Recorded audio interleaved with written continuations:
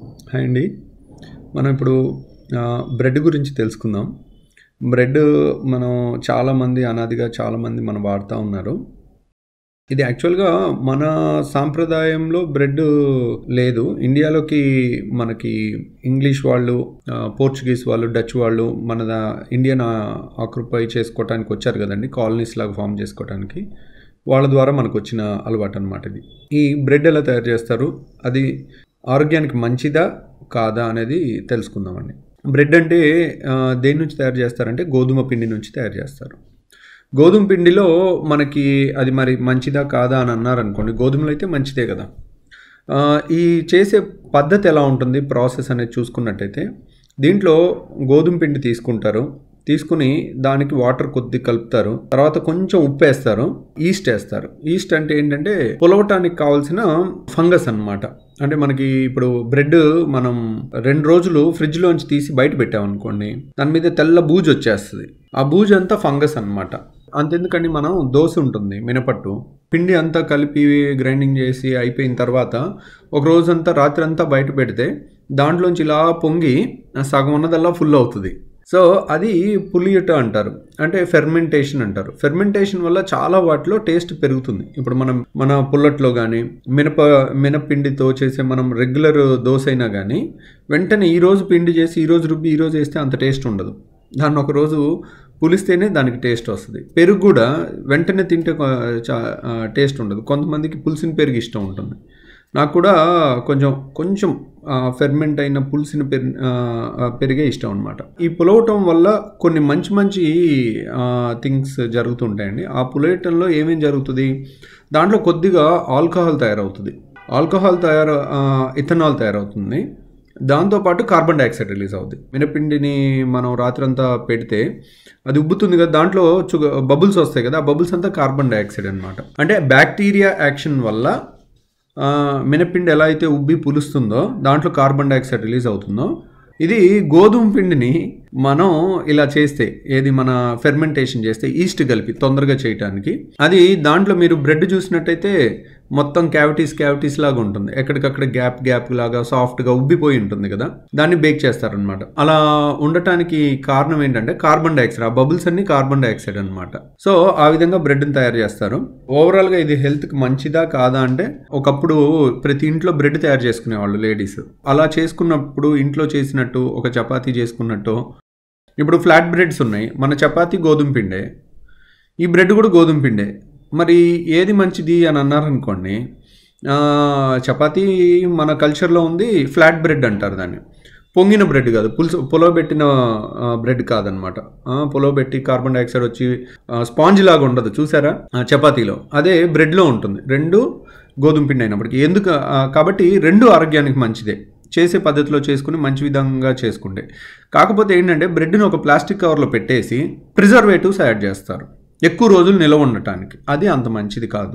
అంటే ఎప్పుడైతే ఇండస్ట్రియలైజ్ అయిపోయిందో, అమ్మే వాళ్ళకి ఏం కావాలి, వాళ్ళు చేసిన బ్రెడ్ ఒక 2-3 రోజులు ఉంటుంది అనుకోండి, వాళ్ళు కనీసం వారమో 10 రోజుల్లో ఉండేటట్టు ప్రిజర్వేటివ్స్ యాడ్ చేశారనుకోండి. ఆ ప్రిజర్వేటివ్స్ ఏం వాడుతున్నారు, మన ఇండియాలో ఎవరెవరు వాడుతున్నారు, ఏ రకం వాడుతున్నారు, ఏవి బ్యాండ్ ప్రిజర్వేటివ్స్, అమెరికాలో ఏవైతే బ్యాండ్ ప్రిజర్వేటివ్స్ ఉన్నాయో అవి ఇండియాలో వాడుతున్నారా, దాన్ని ఎవరు రెగ్యులేట్ చేస్తున్నారా, అసలు ఎవరన్నా చూస్తున్నారా, దీన్ని ఎవరన్నా పట్టించుకుంటున్నారా? అందులో బ్యాక్టీరియాలు పెరగకుండా, ఫంగస్లు పెరగకుండా మనం ప్రిజర్వేటివ్స్ అని కొన్ని కెమికల్స్ ఎక్కువ మోతాదులో వాడామనుకోండి, అవి ఆ బ్యాక్టీరియా అనేది పెరగటం సహజం. అవి పెరగకుండా మనం ఒక టాక్సిన్ లాంటిది యాడ్ చేసాం అనుకోండి, అది మనకు కూడా టాక్సిన్ అయ్యే అవకాశం ఉంటుంది కామన్ సెన్స్తో చూసి. కానీ కొన్ని ఓన్లీ బ్యాక్టీరియాని తగ్గించి మనకి ఏ విధమైన హార్మ్ చేయని ప్రిజర్వేటివ్స్ కొన్ని రోజులు వాడుకుంటే బాగానే ఉంటుంది. ఇంటి దగ్గర ఎవరన్నా లోకల్ బేకర్స్ ఉండి బాగా చేస్తున్నారంటే చక్కగా అనవసరమైన ప్రిజర్వేటివ్స్ యాడ్ చేయకుండా ఏమేం కలుపుతున్నారనేది చూసుకుని చేసుకుంటే ఆల్మోస్ట్ మన ఇంట్లో చపాతీ ఎంత సేఫో బ్రెడ్ కూడా అంతే సేఫ్. అది యాక్చువల్గా బ్రెడ్ ఏంటి, ఒరిజినల్ గోధుమ పిండితో చేసేవాళ్ళు. కానీ ఒరిజినల్ గోధుమ పిండి చేస్తే కొంచెం బ్రౌన్ కలర్లో ఉంటుంది బ్రెడ్. కానీ మన వాళ్ళకి అది నచ్చదు కదా, మనకి తెల్లగా కావాలి. ఏదో తెల్ల షర్ట్ వేసుకున్నట్టు తెల్లగా కావాలి కాబట్టి ఏం చేస్తారు, బ్లీచింగ్ యాడ్ చేస్తారు దాంట్లో. ఇవన్నీ కూడా ఆ ఈస్ట్ని కూడా, దానికి వాడే ఫంగస్ని, ఈస్ట్ అంటే ఫంగస్ని, బ్రెడ్ పొలవటానికి ఉపయోగపడే ఫెర్మెంటేషన్కి ఉపయోగపడే ఈస్ట్ కూడా మనకి సెపరేట్ ప్యాకెట్లో దొరుకుతుంది. దాన్ని కూడా బ్రెడ్ తయారు చేసుకునే వాళ్ళు ఈస్ట్ని కొనుక్కుంటారు. ఈస్ట్ని కొనుక్కుని ఆ పిండిలో కలుపుతారు. అప్పుడు అది ఆ పిండిలో కలపలేదనుకోండి ఆ బ్రెడ్ పొంగదనమాట. సో కాబట్టి దీంట్లో ఈ ఫెర్మెంటేషన్లో మనకు ఆల్కహాల్ కొద్దిగా వస్తుంది. ఆల్కహాల్ ఉంది కదా అని కంగారు పడకండి. బ్రెడ్లో ఆల్కహాల్ ఉండటం వల్ల కొద్దిగా టేస్ట్, మన పెరుగులో కూడా కొద్దిగా ఫెర్మెంటేషన్ ఎక్కడ జరిగినా కొద్దిగా ఆల్కహాల్ తయారవుతుంది. మనకి దాంట్లో ఉండేది 1% దగ్గర ఉంటుందండి. అంటే మనకి చాలా తక్కువ ఆల్కహాల్ పర్సంటేజ్ ఆ పులిసిన పిండిలో కానీ బ్రెడ్లో కానీ ఉండేది. కాబట్టి దాని గురించి ఏం టెన్షన్ పడక్కర్లా. తర్వాత బేకర్స్ ఈస్ట్ అని అమ్ముతున్నారు కమర్షియల్గా, అది వాడుకుని చేసుకోవచ్చు. దానిలో మోస్ట్లీ ప్రాబ్లం ఏముండదు. ఫెర్మెంటేషన్ ఎంత టైం పట్టుద్దంటే, ఇప్పుడు 9 నెలల్లో పుట్టాల్సిన శిశువుని 4 నెలల్లో పుట్టేటట్టు చేయలేం కదా. కానీ కొన్ని కెమికల్స్ యాడ్ చేసి ఈ బ్రెడ్ ఫెర్మెంటేషన్ కూడా తొందరగా అవ్వాలని baking powder, baking soda, acid కలిపితే తొందరగా బబుల్స్ వస్తాయి అన్నమాట, కార్బన్ డైఆక్సైడ్ బబుల్స్. అలా తొందరగా ఫెర్మెంటేషన్ చేయడానికి ఇలాంటివి చేయకుండా ఉంటే బ్రెడ్ చాలా మంచిది. ఈ బ్రౌన్ బ్రెడ్కి వైట్ బ్రెడ్కి తేడా ఏంటంటే, వైట్ బ్రెడ్ అందంగా కనపడుతుంది, బ్రౌన్ బ్రెడ్ అంత అందంగా కనపడపోవచ్చు. బ్రౌన్ బ్రెడ్లో ఇప్పుడు గోధుమ ఉందనుకోండి, గోధుమ పైన ఫైబర్ ఉంటుంది బ్రౌన్ కలర్లో, దాని లోపల ఒక సీడ్ లాంటిది ఉండి ఎండోకార్ప్ అంటారు, దాంట్లో మనకి కార్బోహైడ్రేట్ అంతా ఉంటుంది. ఈ పైన పొట్టు లాంటిది తీసేసి వచ్చిన దాన్ని చేస్తారు చూడండి, వచ్చిన వైట్ పౌడర్ వస్తుంది. గోధుమ పిండి మామూలుగా వైట్ కలర్లో ఉండదు, దానిపైన పొర తీసేసి చేస్తే కనుక అది వైట్ కలర్లో వస్తుంది. ఆ వైట్ కలర్లో వచ్చే దాన్ని మైదా అంటారనమాట. ఆ మైదాతో చేస్తారు చాలాసార్లు ఈ బ్రెడ్. అలా కాకుండా హోల్ వీట్ బ్రెడ్ అయితే ఇంకా మంచిది అనమాట బ్రౌన్ బ్రెడ్. కాకపోతే మనకేంటంటే అందంగా కనపడేది, రుచిగా కనపడేటట్టు చేసేటట్టు బ్రెడ్ని అలవాటు చేశారు. కానీ మనకి ఒరిజినల్గా తింటే కూడా అంతే టేస్ట్ ఉంటుంది. దానికి మనం మనసుకి ఫస్ట్ మనం మెంటల్గా ప్రిపేర్ అయ్యి ఉండాలి. తర్వాత బ్రౌన్ బ్రెడ్లో కాంపోజిషన్ వెనకాల చూస్తే ఏముంటుందంటే, హోల్ గ్రెయిన్ అంటే గోధుమ మొత్తం కలిపి 35 to 40% వాడతారు, మిగిలింది మళ్ళీ మైదా వాడుతున్నారు. సో ఆ బ్రౌన్లో కనపడటానికి కూడా బ్రౌన్ కలర్స్ యాడ్ చేస్తున్నారు అనమాట. కాబట్టి మనం ఇవన్నీ చూసుకోవాలి. ఆ కాంపోజిషన్ అట్లీస్ట్ వాడిచ్చిన కాంపోజిషన్లో అయినా కరెక్ట్గా ఉందా, ఏముంది, ఏమి ఇస్తున్నారు అనేది కూడా చూసుకోవాలన్నమాట. ఇవన్నీ చూసుకుని మనం తీసుకోవచ్చు. ఓవరాల్గా నేను చెప్పదలుచుకుంది ఏంటంటే, ప్రతి ఫుడ్ గురించి నేను భయపెట్టదలుచుకోలేదు. బ్రెడ్ అనాదిగా వాడుతూ ఉన్నాము. కొంచెం ఆ కాంపోజిషన్ చూసుకోండి. మనకి లోకల్ బేకరీస్లో ఎవరన్నా దగ్గరలో, ఒకప్పుడు నా చిన్నప్పుడైతే నేను హైదరాబాద్లో ఉన్నప్పుడు మా పక్క బేకరీలో బ్రెడ్ తయారు చేసేవాళ్ళు. ఆ స్మెల్ కూడా భలే వచ్చేది. ఈ మధ్యకాలంలో నాకు ఎక్కడ అట్లా ఉన్నట్టు కనిపించేది కాదు. అలా మనకి లోకల్ బేకరీస్ ఏమైనా ఉండి బ్రెడ్ తయారు చేస్తున్నారు అంటే, బాబు ఏం చేస్తున్నావు ఏంటి అని ఆ ప్రాసెస్ని లైట్గా చూసుకుని బాగుంది అనుకుంటే అలాంటివి తీసుకోవటం కూడా మంచిదే. ఈ బ్రెడ్ని ఫస్ట్ ఎలా తీసుకొచ్చారంటే, పోర్చుగీస్ వారు తీసుకొచ్చారు, ఇంగ్లీష్ వాళ్ళు తీసుకురాలే మన దగ్గరికి.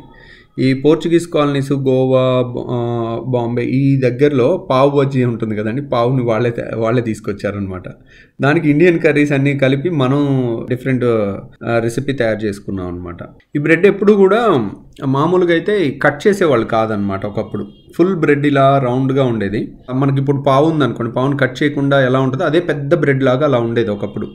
ఈ 1928 నుంచి దాన్ని కట్ చేసి అమ్మటం వాడుకలోకి వచ్చిందనమాట. అది మన ఇంట్లో వాళ్ళందరికీ కన్వీనియన్స్, ఈజీగా ఉంటుంది సర్వ్ చేసుకోవటానికి కానీ ఏదైనా చేసుకోవటానికి కానీ. కొన్ని పొటాషియం బ్రోమైడ్ అనే కెమికల్ని, ప్రిజర్వేటివ్స్ని బ్రెడ్లో వాడుతున్నారండి. ఇది యూరోపియన్ యూనియన్ అనేది బ్యాన్ చేసింది. దీనివల్ల అంత మంచిది కాదు, ఈ ప్రిజర్వేటివ్ ఎక్కువ వాడితే లాంగ్ రన్లో ప్రాబ్లమ్స్ వస్తాయని. అందుకని అది యూరోపియన్ యూనియన్ బ్యాన్ చేసింది. తర్వాత ఇండియాలో కూడా దాన్ని బ్యాన్ చేశారనమాట. అంటే రీసెంట్గా బ్యాన్ చేశారు. అంతకుముందు దాన్ని ఎవరు పట్టించుకోలేదు. అలా ఏదన్నా మనం ఈ కెమికల్స్ గురించి ఒక్కటి చూసుకుంటే చాలు.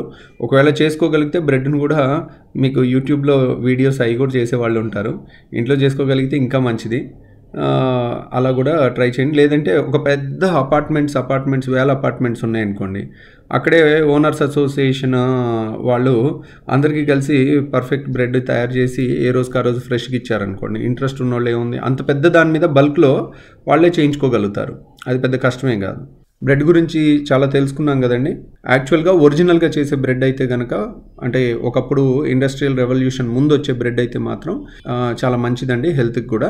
మన చపాతీ లాగే ఇంకొంచెం పొంగి ఉండటం, పులియటం వల్ల ఇంకొంచెం టేస్ట్ ఎక్కువ ఉండేది. So thank you very much.